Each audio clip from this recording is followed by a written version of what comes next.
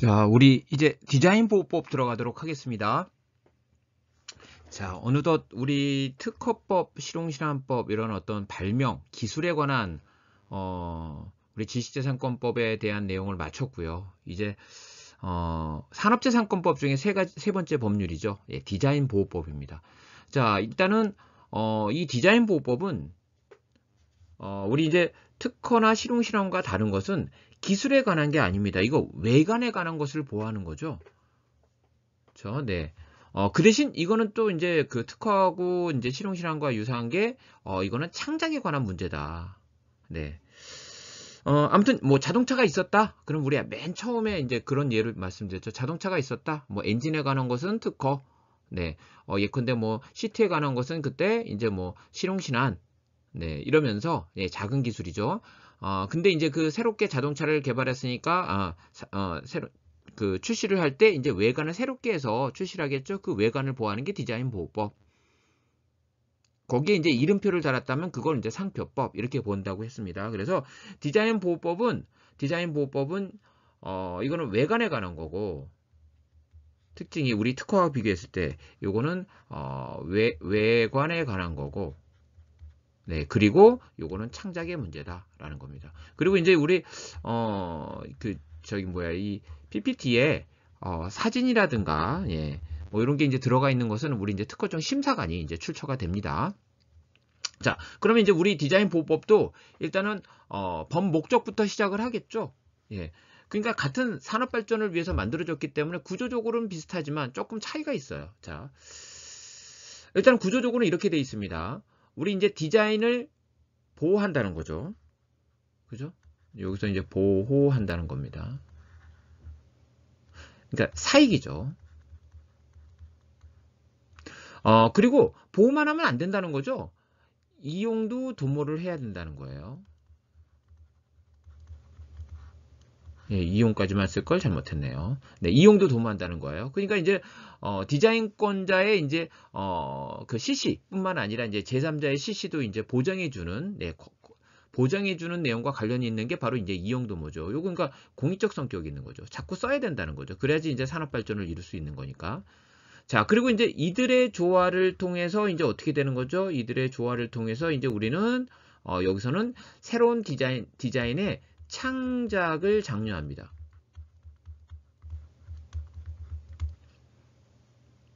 미감을 창출합니다.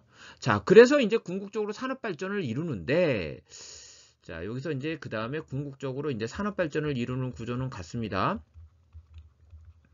그러니까 산업 발전이 이제 우리 궁극적 목적이 되는 거죠. 최상위 목적이 되는 겁니다. 자, 그런데 새로운 미감을 창출한 것까지는 좋은데 그래서 어떻게 산업 발전을 이룰 것이냐?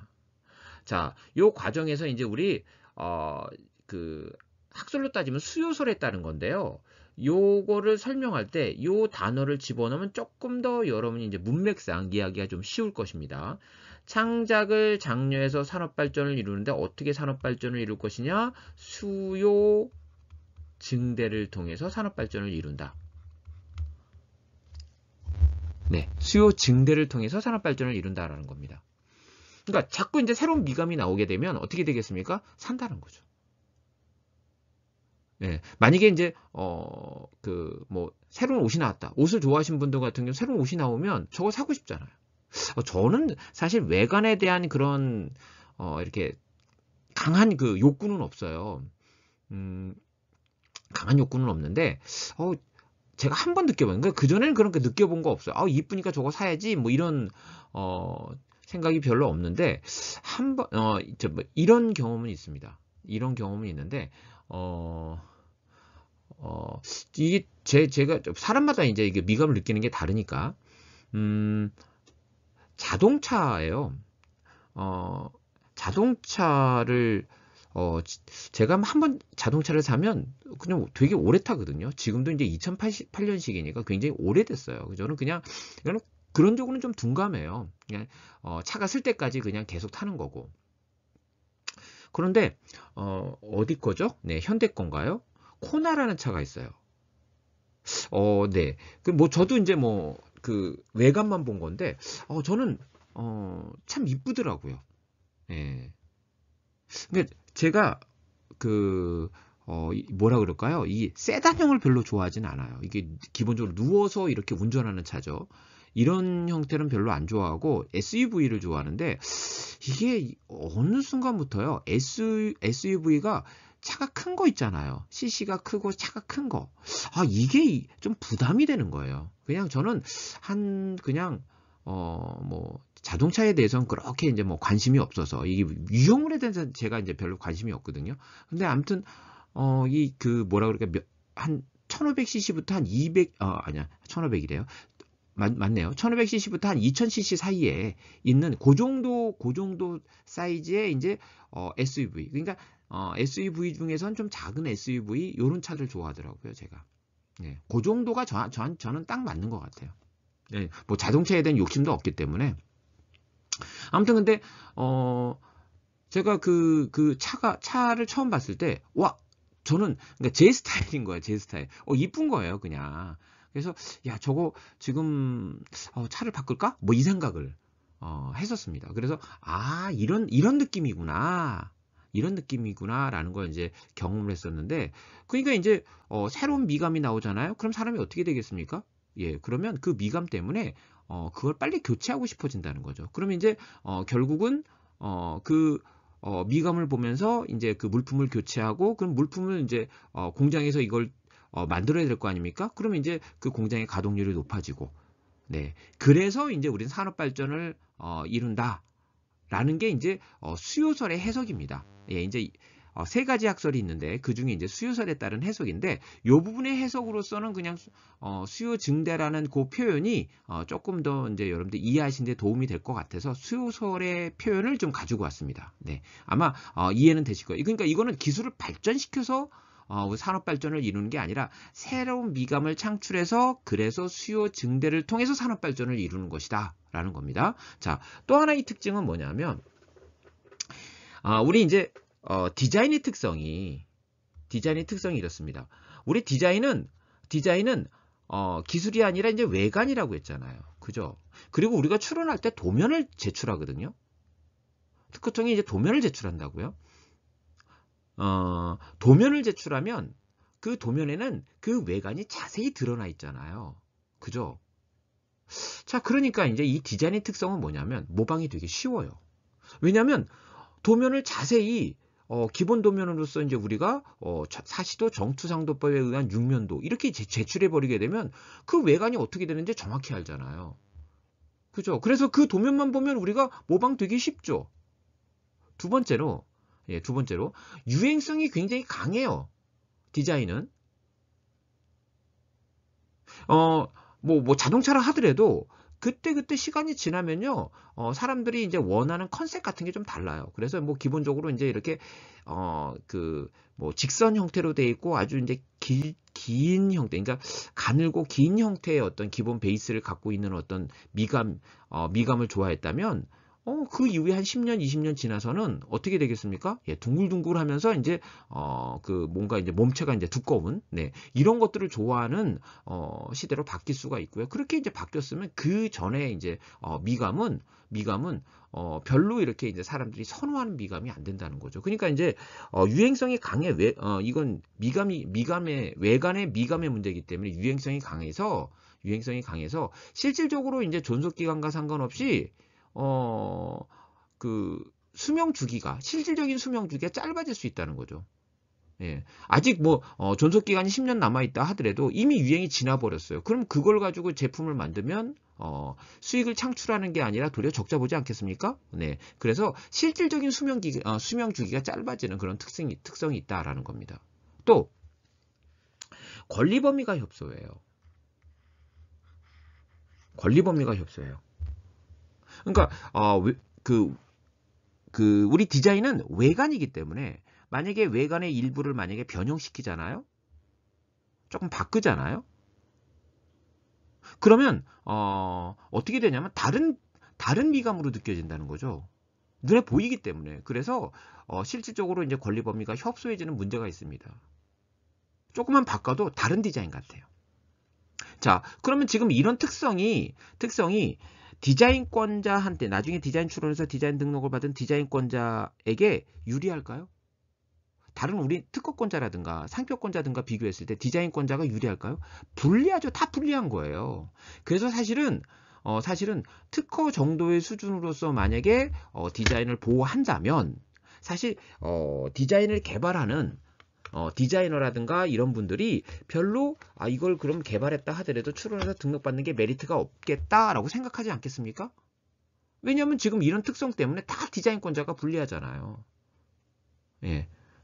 그죠? 그래서 자, 우리 이제 법목적으로 다시 올라가서 특허법에서 우리가 이제 조화를 통해서 산업 발전을 이룬다고 하는 것은 자, 요거 예컨대 이제 보호에 하나를 주고 요거에 이제 이용 도모에 하나를 주고 그래야지 공정하겠죠. 그죠? 네.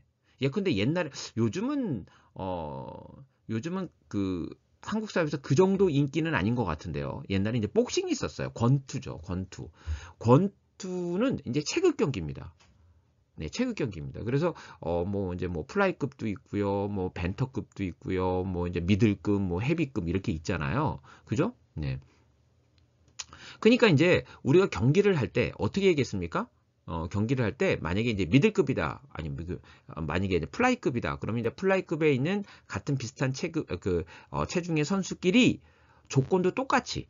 예, 글러브도 똑같이, 규칙도 똑같이 해가지고 이제 링에서 싸우고 심판이 최대한 관여하지 않는 것이 공정해지겠죠. 그죠? 그게 특허법의 느낌이에요. 근데 이제 우리 디자인 보호법은 어떠냐면 이런 느낌이에요. 그러니까 이 디자인의 특성이 실질적으로 디자인이 잘 보호가 안 되는 특성을 갖고 있잖아요. 그죠? 그런데 만약에 특허처럼 보호에 하나를 주고 이용 도모에 하나를 주면 이게 실질적으로 조화를 이루느냐. 이거는 느낌이 이런 거예요. 보호 쪽이 플라이급 선수고 이용 도모 쪽이 헤비급 선수예요.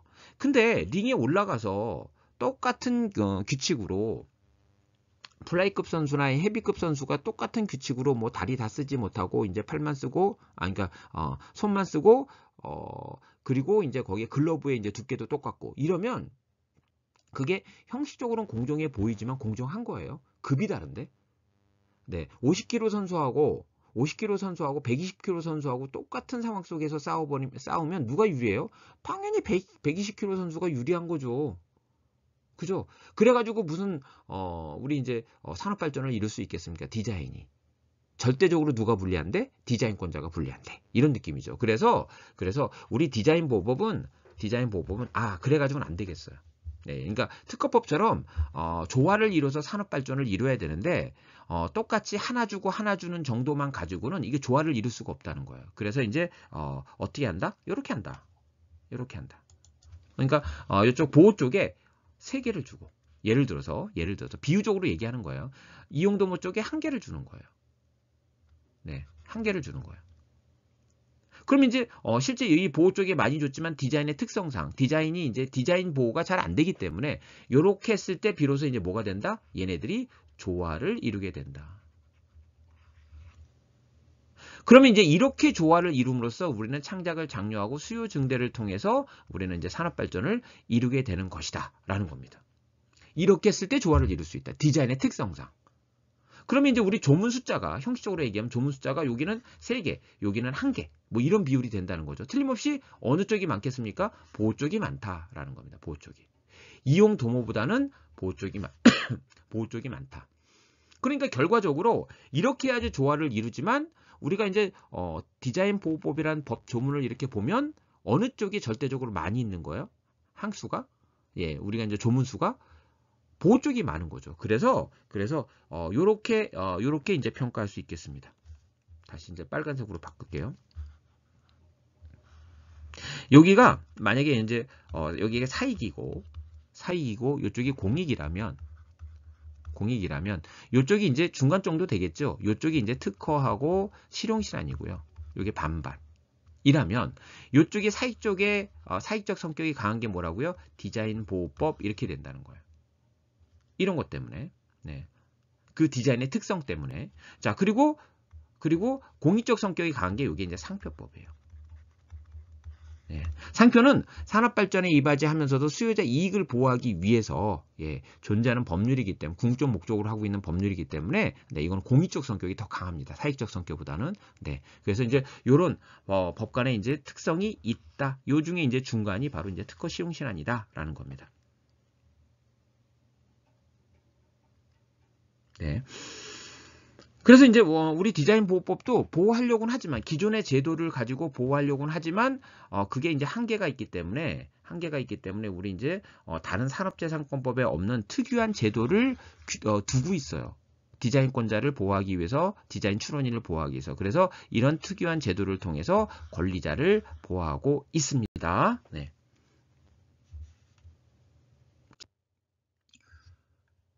네, 자, 그러면 이제 총칙에서 우리 디자인 보호법의 목적을 받고 우리 디자인의 어떤 특성을 봤다면 다음 우리 이제 총칙에서 봐야 될 내용은 이제 디자인의 정의 규정입니다. 그러니까 우리 디자인이라고 하는 건 굉장히 광범위한 표현입니다.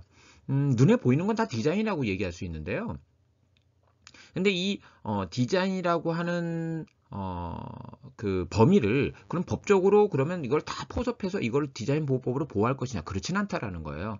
우리가 이제 보호 대상으로 삼고 산업 발전에 이바지라는 법 목적을 고려해서 일정한 범위로 디자인의 범위를 정해놓고 있습니다. 그래서 디자인은 이런 요건을 갖췄을 때 우리가 디자인 보호법상 보호되는 디자인이야 라고 정의를 해놓고 있는데요. 자, 그 1번에 나와 있는 내용이 바로 이제 디자인의 정의 규정입니다.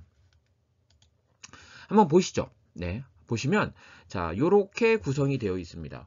먼저 물품에 일단 가로는 넘어가고요. 물품의 형상, 모양, 색채 또는 이들을 결합한 것으로서 시각을 통하여 미감을 일으키게 하는 것입니다. 자, 그러면 이 정의 규정에서 우리는 네 가지 요건을 분설하고 있는데요. 자, 첫 번째 요건이 뭐냐면 여기서 얘기하는 이걸 형광펜으로 해볼까요? 제가 형광펜을 잘 안 썼는데, 네, 형광펜으로 한번 해보겠습니다. 요거는 자, 그래서 여기 물품이죠, 물품. 자, 먼저 우리가 디자인 보호법상 보호되는 디자인은요, 물품에 화체된 외관이에요. 일명 이렇게 표현하면 좀 또 그 협소하긴 하지만 뭐 제품 디자인이라고 얘기할 수 있을까요? 네. 그런 어떤 그 일반적인 어떤 외관이 아닌 물품에 화체된 외관을 보호하는 겁니다. 네, 그래서 그 물품의 수요를 증대시켜서 산업 발전을 이루는 게 디자인 보호법이에요. 그래서 반드시 물품을 전제로 합니다. 물품이 전제되지 않는 외관은 보호 대상이 아닙니다. 네. 자, 두 번째는 여기 보면 이제 형상, 모양, 색채 이들을 결합한 것 이렇게 이제 표현하고 있습니다. 그렇죠? 이렇게 결합한 것.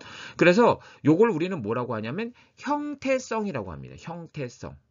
네, 형상, 모양, 색채 이들을 결합한 것. 그러니까 물품이 화체된 외관이니까 이제 그 물품이 전제가 됐죠? 그 물품의 외관입니다. 네, 외관을 표현한 게 형상, 모양, 색채 이들을 결합한 것이에요. 네, 요걸 우리는 합쳐서 형태성이라고 얘기합니다. 요 밑에 이제 적혀져 있죠. 여기 이제 물품성. 자, 요걸 전제로 하고 제일 먼저 보는 겁니다. 그 다음에 형태성. 자, 그 다음에 시각을 통하여. 우린 미감을 보호하는 거기 때문에 뭐 눈에 안 보인다는 거는 말이 안 되는 거죠. 우리 이제 특허하고 실용신안하고 특허 실용신안과 이제 가장 근본적인 차이가 특허 실용신안의 기술적 사상은 안 보이는 거거든요.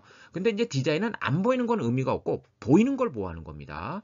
그래서 시각을 통하여 이걸 우리는 뭐라고 하냐면 이걸 시각성이다 이렇게 표현하고 있습니다. 시각성이다. 네. 그리고 이제 미감을 일으키게 하는 것. 요게 이제 우리가 이제 그 미감을 보호하는 거니까 외관의 미감을 보호하는 거니까 요게 미감을 일으키게 하는 것 요걸 우리는 뭐라고 하냐면 신미성 이렇게 얘기합니다. 그러니까 자, 물품의 형상, 모양, 색채 이들을 결합한 것으로서 시각을 통하여 미감을 일으키게 하는 것 요게 디자인인데 요 디자인을 요 정의 규정을 네 가지 요건으로 분설한 게 바로 물품성, 형태성, 시각성, 신미성이에요. 네. 그래서 요거를 우리는 자, 이렇게 자, 물품성, 형태성, 시각성, 신미성. 그래서 성립 요건, 디자인의 디자인이 되기 위한 성립 요건으로서 우리는 이렇게 네 가지 물품성, 형태성, 시각성, 신비성. 그래서 외우실 때 물형, 시, 심 이렇게 이제 외우시면 됩니다. 물형, 시, 심입니다. 심사도 요 순서대로 진행합니다. 요 순서대로. 그러니까 우리 디자인에서 디자인에서 제일 중요한 게 뭐예요? 물품이에요, 물품. 예. 예. 물품에 이제 수요를 증대시켜서 우리는 산업 발전을 이루는 거니까. 자, 물품. 그리고 이제 그런 수요 증대를 일으키는 게 뭐죠? 형태. 예. 눈에 보여야겠죠? 시각, 심미. 그래서 이 순서대로 중요하고요. 요 순서대로 심사합니다. 요 순서대로. 물형, 시심 순서대로 심사를 진행하고 있다라는 겁니다. 그리고 요 물품성과 형태성은 물리적 구성 요소. 실제 디자인은 이걸로 이루어져 있죠.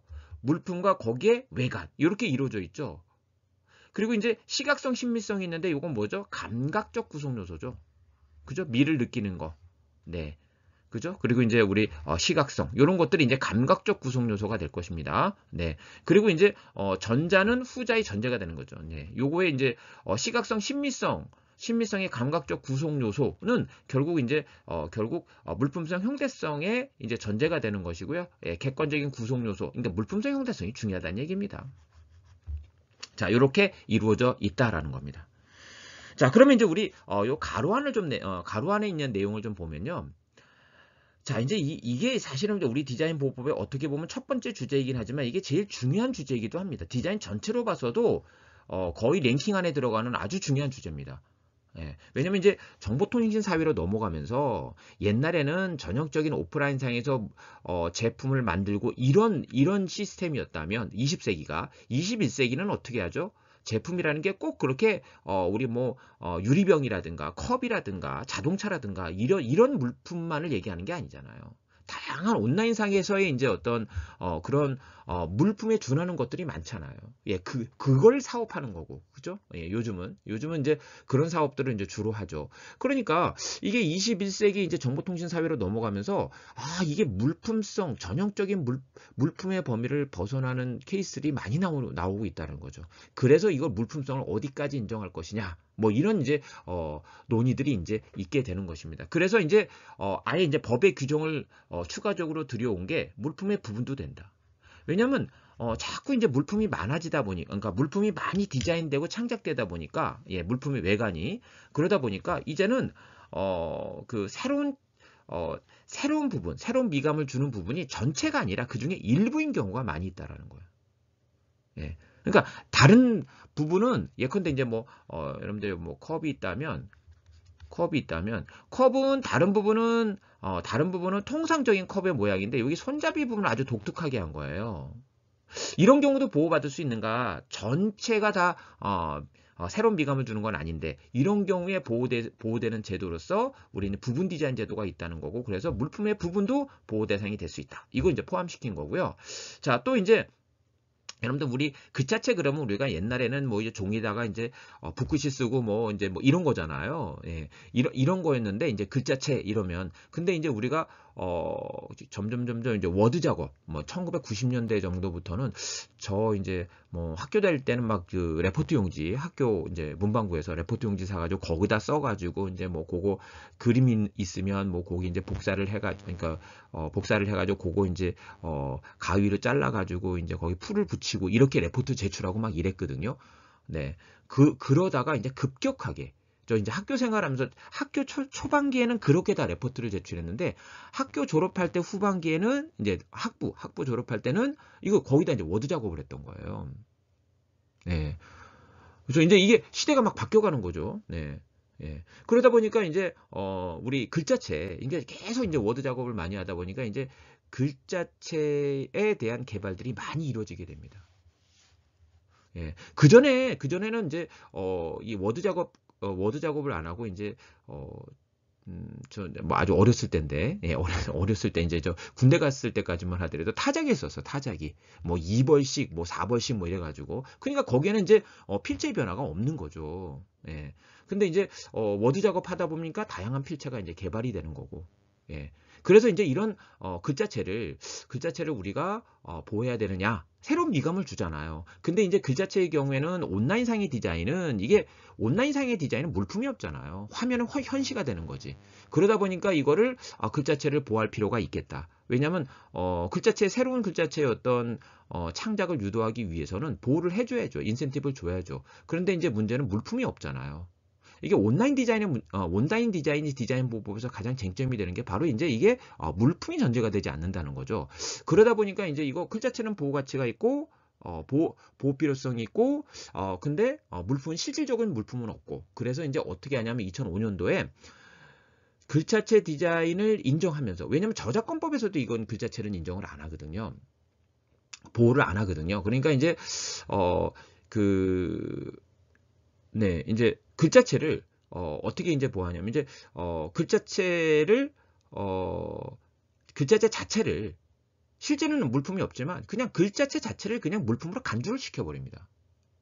그래서 예컨대 이제 한글 글자체, 영문자 글자체, 숫자 글자체 이런 식으로 해서 그 글자체를 그냥 물품으로 간주시켜. 법이 좋은 게 간주시키면 되는 거죠. 실제 물품은 아니지만. 그래서 물품으로 간주시켜서 등록을 허용하게 됩니다. 2005년도부터. 네.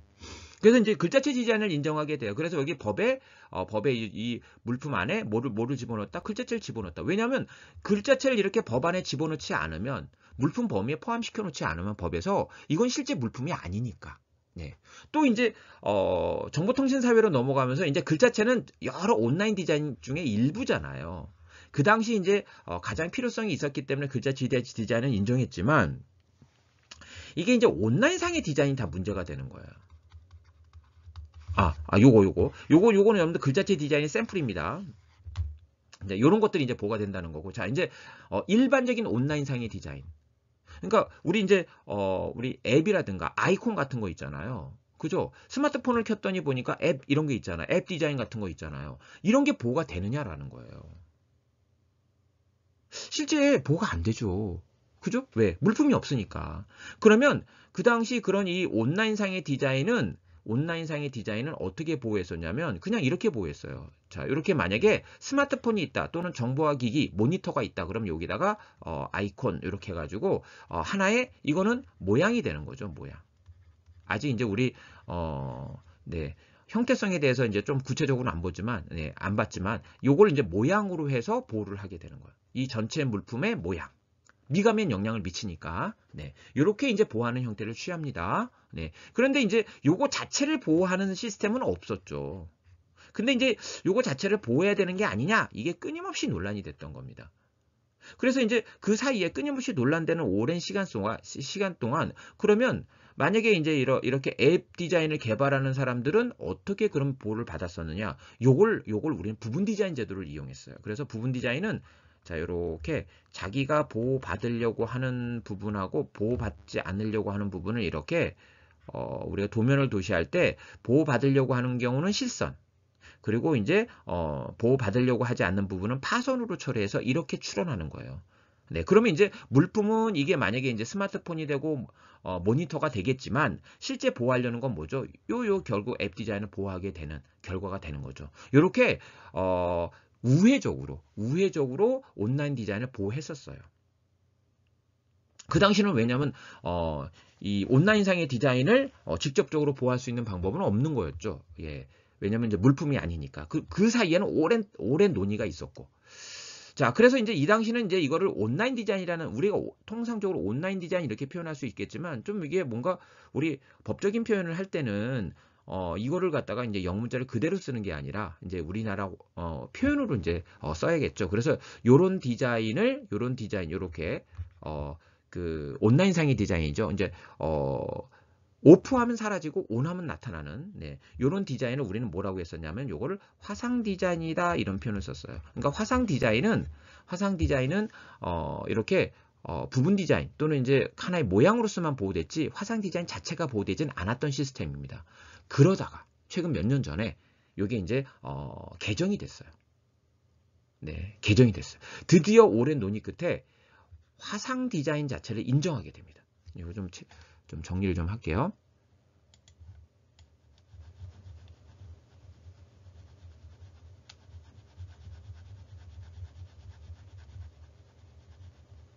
화상 디자인 자체를 드디어 이제 인정하게 됩니다. 네. 그래서 화상 디자인을 인정하는데 그러면 모든 화상 디자인을 다 인정할 것인가? 그렇지는 않고요. 그렇지는 않고 요 경우도 우리가 보호 범위 안에 들어가는 화상 디자인을 정의를 합니다. 그러니까 약간 절충적으로 한 거죠. 모든 온라인 디자인은 아니고 규정에 요 정의 규정에 합치되는 것만 화상 디자인으로 인정할 거야라고 해서 화상을 정의합니다. 네, 화상 디자인을 정의합니다. 그래서 여기서 여러분들 교재에 보시면 네, 화상에 관한 디자인 있죠? 네, 거기 보시면 화상에 대한 정의가 있는데요. 한번 읽어보겠습니다. 디지털 기술 또는 전자적 방식으로 표현되는 네, 도형, 기호 등을 말하며 기기의 조작. 이게 이제 요런 것들인데 이제 요런 용도로만 우리는 화상 디자인을 인정하겠다. 그래서 기기의 조작에 이용되거나 기능이 발휘되는 것에 한정되는 거예요. 그래서 요게 이제 요런 아이콘 같은 거 있죠. 아이콘. 그러니까 이걸 이런 거죠. 기기 조작에 이용된다는 게 꾹 눌렀더니 그 부분을 꾹 눌렀더니 갑자기 오프가 되거나 온이 되거나 뭐 이제 속도가 줄거나 뭐 이런 것들. 그러니까 그런 어떤 변화의 조작에 이용되는 거. 변화에 이용되는 거. 요걸 우리는 화상이라고 정의를 합니다. 또 하나는 뭐였죠? 기능이 발휘되는 것 이런 거죠. 우리가 이제 이렇게 봤더니 속도가 올라가는데 속도계가 막 점점 해가지고 한 10칸이 있는데 9칸이 됐다가 2칸이 됐다가 뭐 속도를 줄이면 이렇게 기능이 발휘되는 것 요것만 화상으로 정의했어요. 요것에 한한다고 했잖아요. 그것만 화상으로 정의했다. 네. 그러면 화상으로 정의했다는 건 뭐냐면 그 화상 자체를 우리는 보호하겠다는 거예요. 이렇게 그냥 화상 자체를 정보통신기기용 아이콘 이런 식으로 해서 아예 화상 자체 무슨용 네, 화상 이런 식으로 해가지고 우리는 화상 자체를 물품으로 인정해서 보호하겠다. 자, 그러면 우리 온라인 디자인 중에 이런 게 있잖아요. 글자체 디자인 아주 이제 특별한 글자체 디자인은 그 전부터 보호했고 이제 이렇게 이제 조작에 이용되거나 기능 발휘에 한정되는 이런 버튼부 같은 경우에요. 네, 요런 것들은 화상 자체로 보호한다는 건데 근데 사실 여러분 아시겠지만 예컨대 만약에 스마트폰에서 강아지 한 마리가 막 이렇게 막 걸어 다니는 거예요. 이거 다 화상 디자인 아닙니까? 화상 아닙니까? 자, 그런데 이제 이걸 화상을 이렇게 정했으니까 그건 화상이라고 얘기하면 안 되는 거죠. 화상을 이렇게 정의를 했기 때문에 그건 화상이 아니잖아요. 자, 그러면 이 중간에 많은 온라인상의 디자인이 있다는 거예요. 그죠? 이 온라인상의 디자인은 어떻게 보호합니까? 여전히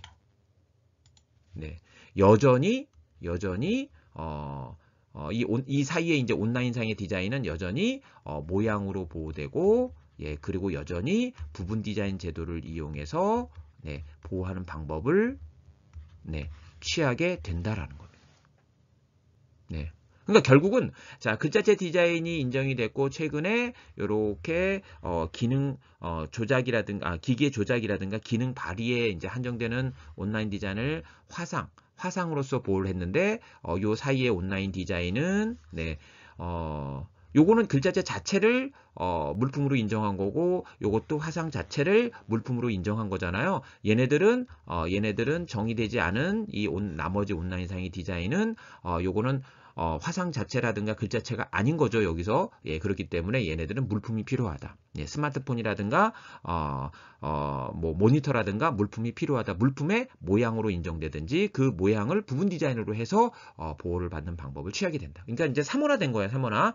글자체는 여기로 그 다음에 화상은 여기로, 그 외에 나머지 온라인 디자인은 그냥 옛날 방식으로 이렇게 이제 보호하게 되었습니다. 이게 이제 이 부분을 조금 더 강조해서 말씀드리는 건 뭐냐면 강의 듣는 분들이 뭐 이거 시각 디자인이라든가 디자인과 관련된 분들이 굉장히 많고요.